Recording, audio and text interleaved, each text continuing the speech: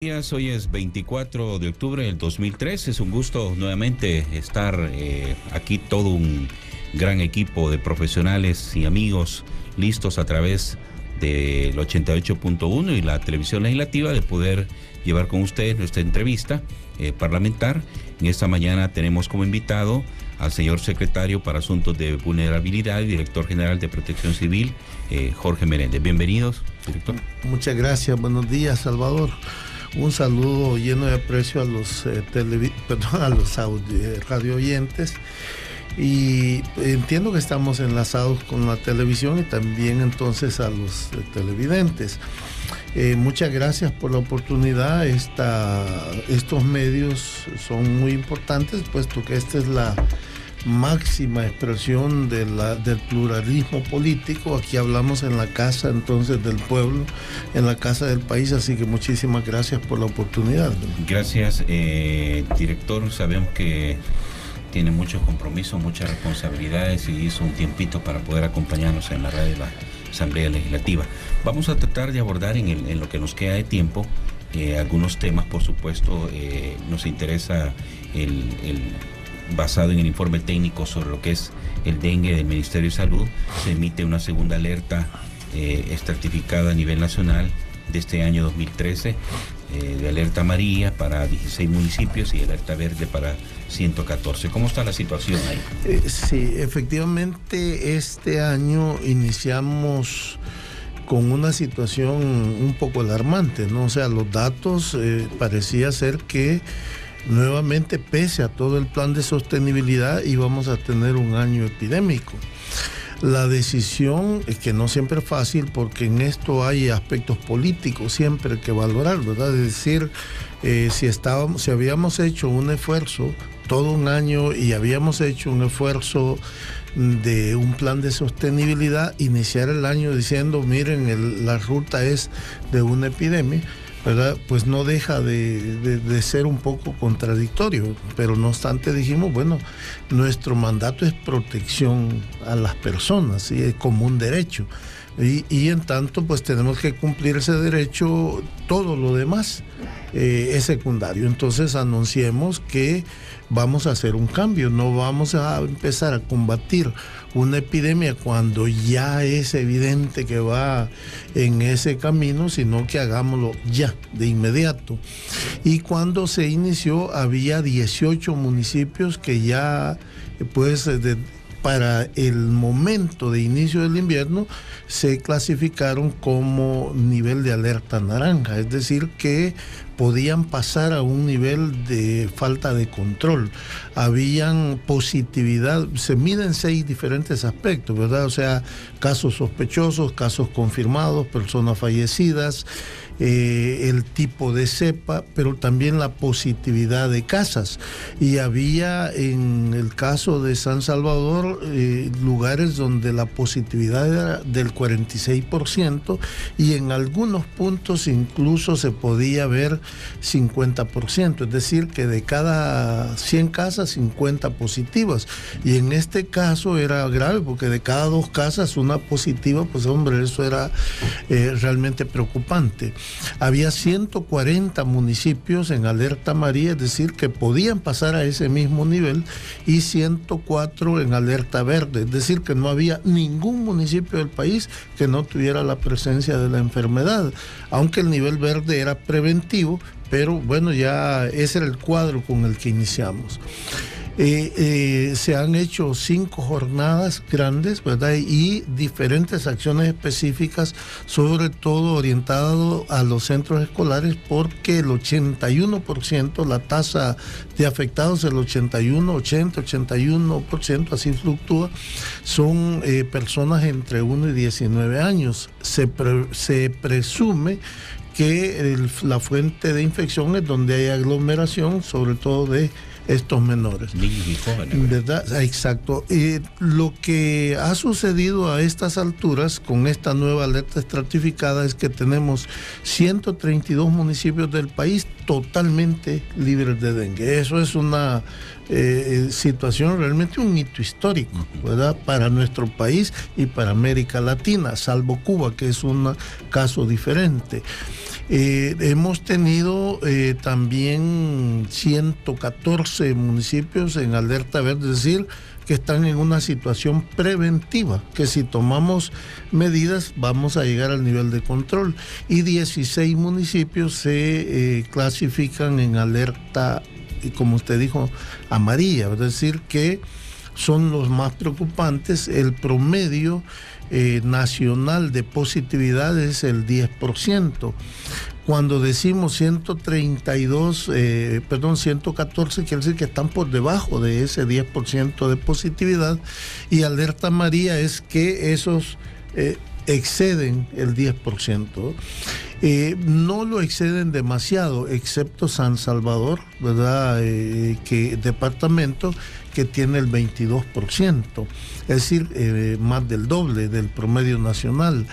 Es preocupante porque aquí pues hay, y los municipios que se han declarado en alerta amarilla son Ilopango, Mexicanos, Ciudad Delgado, es decir, son municipios de bastante concentración de población, y además aquí circula la población de todo el país, y claro, no todo el municipio tiene esa situación, pero los puntos, por ejemplo, San Jacinto, ¿verdad? Santa Marta, las personas que ahí viven deben tomar como cierta alerta, incluso personal, es decir, porque allí tenemos estos niveles. San Marcos, ¿verdad? Sí, que San Marcos, sí, que son niveles pues no aceptables.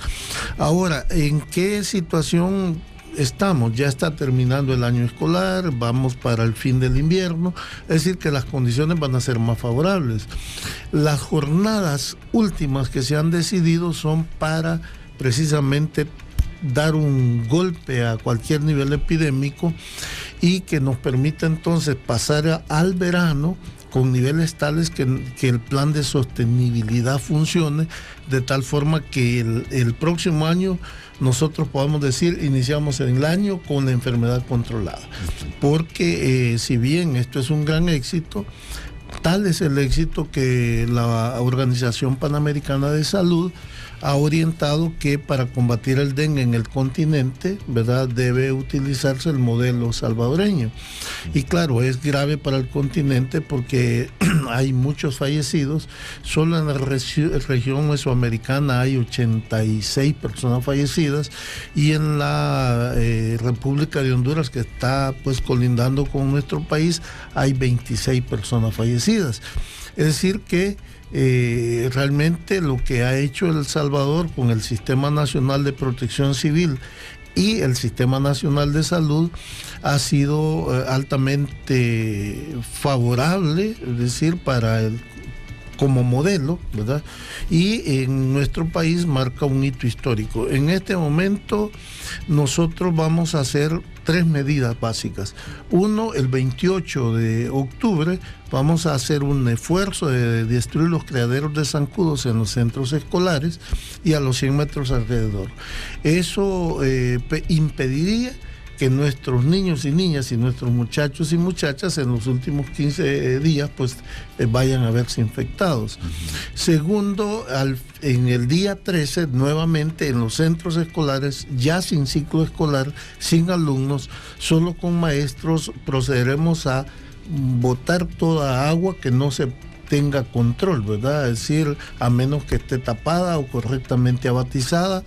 Si no se va a usar, pues hay que dejar las pilas totalmente secas, es decir, todo objeto inservible también hay que impedir que quede, para que los centros escolares no sean un foco ¿verdad?, peligroso. En ese tiempo muerto relativamente, ¿verdad? Exactamente, pero que no vaya a quedar pues como una fuente de problemas. Y luego haremos el día 14, 15 y 16 un esfuerzo de carácter de institucionales, o sea, empresa pública y también empresa privada, o institución pública, empresa privada. Luego haremos la visita comunitaria y al final el trabajo domiciliar. Pedimos la colaboración de las personas tanto en las campañas, porque esto por fin dejaría libre al país de una epidemia, de una cosa que francamente se combate en nuestro hogar y en nuestro centro de trabajo, no en las clínicas ni hospitales. Y es fácil porque es simplemente vigilar que el agua o esté tapada o esté abatizada. Y otro aspecto en que también pedimos la colaboración es que si se enferma una persona de fiebre, pero además tiene dos síntomas de que pueden ser dolor de cabeza y vómito, dolor retroocular, es decir, atrás de los ojos, dolor de huesos, si tiene sangramiento o le aparecen manchas en la piel, manchas rojas pequeñas en la piel, en todo el cuerpo, si tiene dos de esos síntomas, más fiebre, que no se automedique, que vaya inmediatamente a un médico. Fíjese que OPS plantea que la enfermedad del dengue tiene el 1% de letalidad, es decir, que de cada 100 personas puede morir una, claro, si se maneja mal. Nosotros tenemos 8.300 casos confirmados, un poco más. Quiere decir que deberíamos tener 83 personas fallecidas. Hay 3 personas fallecidas, nada más. Se lamenta, pero también se observa que se ha tenido un manejo adecuado. Eso significa, 1, que la persona es responsable y acude al médico, y 2, que el médico, una vez toma el caso, lo trata correctamente. Estamos hablando de la transmisión del dengue, del zancudo normal, ¿vea? No dengue hemorrágico. Mire, es que ya no hay la clasificación de dengue hemorrágico, sino dengue normal y dengue complicado, dengue grave, porque resulta que si a una persona lo pica una cepa, hay 4 tipos de cepas, y en El Salvador se ha confirmado que están circulando 3. Si a una persona se enferma con la cepa 1 y luego lo pica la cepa 2, tiene altas posibilidades de desarrollar un dengue grave o dengue hemorrágico, como antes se clasificaba, ¿no? Ahora, si ha tenido 2 veces dengue y tiene una tercera cepa, es bastante más probable, más complicado, ¿verdad?, que esta persona pueda desarrollar complicaciones. Y todo depende entonces de que inmediatamente tenga la enfermedad, porque se puede confundir con otras enfermedades, por eso decimos todos estos síntomas, inmediatamente acudir al médico, ¿verdad?, y al hospital, a la unidad de salud, y eso es lo que nos va a permitir, porque, ojo, tenemos 3 fallecidos, podría aumentar, si hay un descuido, un descuido del manejo de una persona enferma puede provocar otro fallecido. Ya particularmente esto es con los niños, con las mujeres en estado de embarazo, las personas de la tercera edad o personas con enfermedad crónica, pues es un poco más crítico. ¿Qué significado tiene el que OPS haya anunciado, ¿verdad?, o haya pedido que sigamos el modelo El Salvador, ¿verdad?, por sus planes de acciones y su estrategia? Mire, significa que el pueblo salvadoreño debe sentirse realmente orgulloso de 3 cosas. Primero, de nuestro Sistema Nacional de Salud, que quiere decir que atiende clínicamente bien los casos. Segundo, del Sistema Nacional de Protección Civil, porque es un funcionamiento interinstitucional que involucra hasta organización comunitaria. Las epidemias es algo complicadísimo y sin la participación de todas las instituciones y de la comunidad es imposible enfrentar una epidemia. Es lo más complicado que hay. Y tercero, que uno de los componentes más importantes es la actitud de la población. Y si bien siempre encontramos un porcentaje de población de resistencia, que tiene una actitud totalmente inaceptable, incorrecta, pero la gran mayoría de personas, más bien uno las encuentra informadas, ¿verdad?, conscientes, preocupadas cuando aparece positividad en sus casas, incluso hacen muchas preguntas.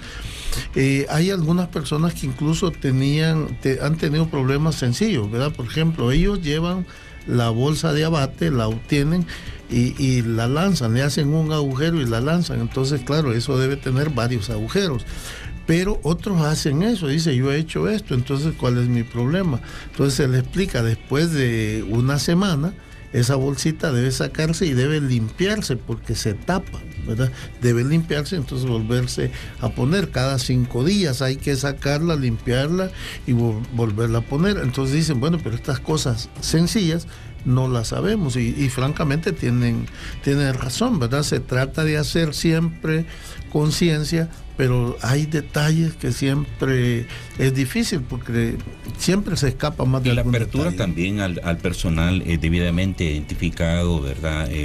Tanto de la institución o del Ministerio de Salud, ¿verdad? Fíjese que eso es realmente también importante. Hay gente que con justa razón, porque ha habido acciones delincuenciales, pues tiene temor, pero la verdad que las campañas es difícil de no darse cuenta que son legítimas, porque hay presencia de la Policía Nacional Civil, de cuerpos de agentes metropolitanos, Cruz Roja o Cruz Verde o comandos, hay directivos comunitarios, hay miembros de la alcaldía. Es un poco difícil no detectar que se trata de un ejercicio oficial, además hay bastante gente. Las acciones delincuenciales generalmente se han dado por 1, 2 o 3 personas y totalmente aislados, ¿verdad? O sea que pero pese a ello hay que reconocer que la gente en su gran mayoría ha tenido una actitud de colaboración.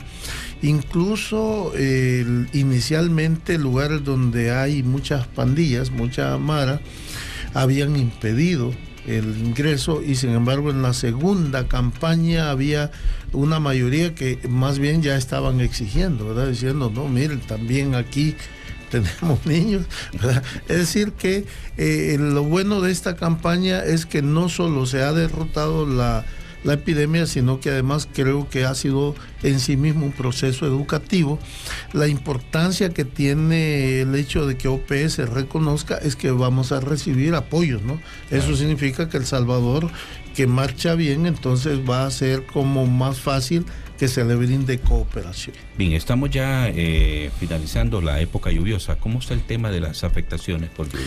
Mire, en este invierno hemos tenido relativamente un invierno normal, es decir, no hemos tenido eventos extremos, pero no obstante, nosotros siempre en cada invierno las condiciones de vulnerabilidad son bastante grande, ¿verdad? Iniciamos nosotros identificando 2.671 zonas de alto riesgo a inundación, deslizamiento, combinadas o obstrucción de bóvedas. 1.044 zonas en peligro de inundación, 1.243 en peligro de deslizamiento y 335 combinados ambos riesgos y 49 puntos críticos de obstrucción de bóvedas. Es difícil con estos datos entonces pensar que no vamos a tener afectaciones, aunque sean focalizadas, y efectivamente en lo que va del año tenemos 23 personas fallecidas. 4 de ellas han sido por impacto de rayo y el resto ha sido por 4 por arrastre de ríos y el resto ha sido inundación o desprendimientos de tierra.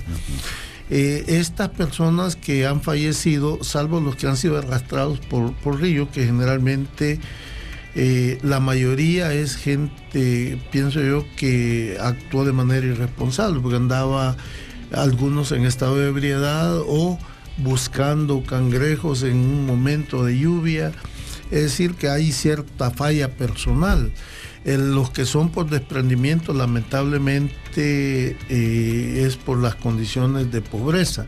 salvo una persona que falleció porque son venía zonas de alto riesgo, caminando, ¿verdad? Venía por un camino, pero sí son zonas de alto riesgo. Lo que pasa es que debemos nosotros tener conciencia. Cuando decimos zonas de alto riesgo, pareciera que son unas zonas, pero nuestro país tiene el 88.7% de su territorio en condición de riesgo de distinto tipo, ¿no? Hidrometeorológico, erupciones volcánicas, tsunamis, sequías, incendios forestales, o sea, hay, y en la mayoría se presentan amenazas combinadas.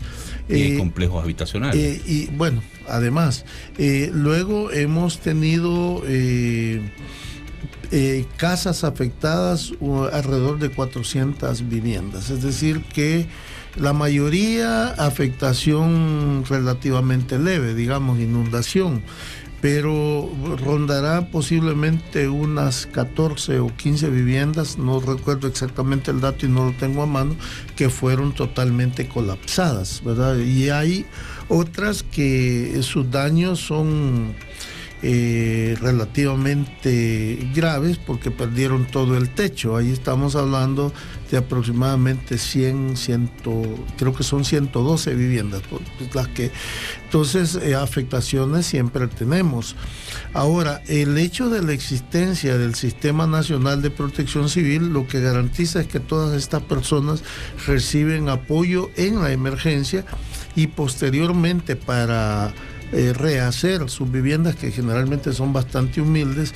Hay una combinación entre lo que realiza la alcaldía municipal complementada por lo que realiza el gobierno central, de tal forma que no podemos decir que reconstruimos sin riesgo, que sería como el ideal, ¿no? Por lo menos reconstruimos las condiciones para que haga su vida normal, como un poco, tal vez a veces mejores que las que tenía, a veces las que tenía.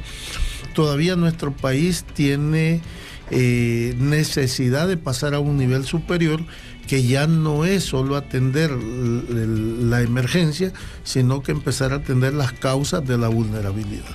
Me imagino de que cada año se trazan nuevos planes y proyectos para enfrentar el próximo época lluviosa, ¿verdad?, de mejor forma. Definitivamente, primero, este año está por concluir la actualización del Plan Nacional de Protección Civil en sus 3 componentes y se agrega uno nuevo.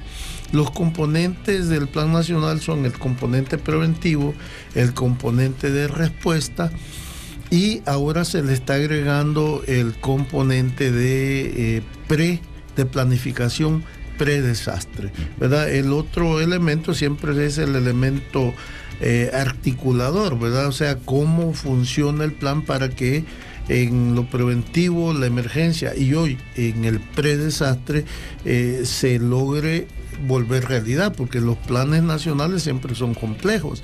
Entonces necesitan una manera, una articulación que lo lleve a la práctica y que sea efectivo. Ese es lo que llamamos el mecanismo articulador. Muy bien, nos quedan 5 minutos todavía. Quisiera abordar el tema de la medalla de la Protección Civil que se ha creado a miembros del Sistema Nacional de Protección Civil, ¿verdad?, por realizar diversos actos heroicos o haber prestado servicio en situaciones de desastre. ¿Cómo nace esta idea y de por qué realmente este incentivo?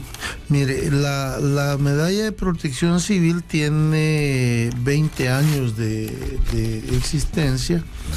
Fue establecida en nuestro país en el 93, porque son 20 años, creo que tenemos 13, como en el año 93. Cuando se creó el sistema de protección civil en el 95, 96, entonces el reconocimiento es a la protección civil, ¿verdad? Antes era un reconocimiento a los actos humanitarios. Y se hace en el marco de la celebración del Día Internacional de Reducción de Desastres.